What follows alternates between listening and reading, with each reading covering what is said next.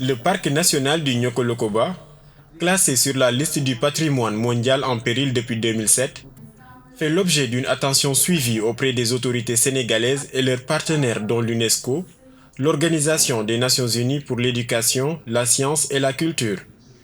Il s'agit de mettre en œuvre des mesures correctives en vue du retrait du Niokolo-Koba de la liste des parcs en péril.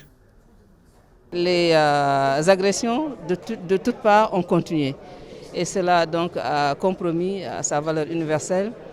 La valeur universelle étant tous les atouts que le parc doit présenter donc pour être extrait.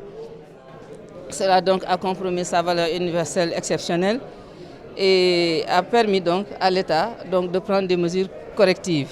En ce sens, il y a d'abord le processus d'inscription par les pays de ces sites au niveau des réserves de biosphère, mais aussi la gestion de ces sites pour s'assurer que les caractéristiques qui ont fait de ces sites des réserves de biosphère soient toujours là. Voilà le genre de travail que l'UNESCO fait. Inscrit sur la liste du patrimoine mondial de l'UNESCO depuis 1981, le parc national du Niokolo-Koba, situé au sud du Sénégal, couvre une superficie de 913 000 hectares avec 70 espèces de mammifères, 329 espèces d'oiseaux et 36 espèces de reptiles. Aujourd'hui, certaines espèces sont menacées de disparition dans ce parc. Le cas de l'éléphant est là. Combien d'éléphants il reste au Niokolo? Personne ne peut dire. Bon, on a vu avec les phototraps 3, 2, 3.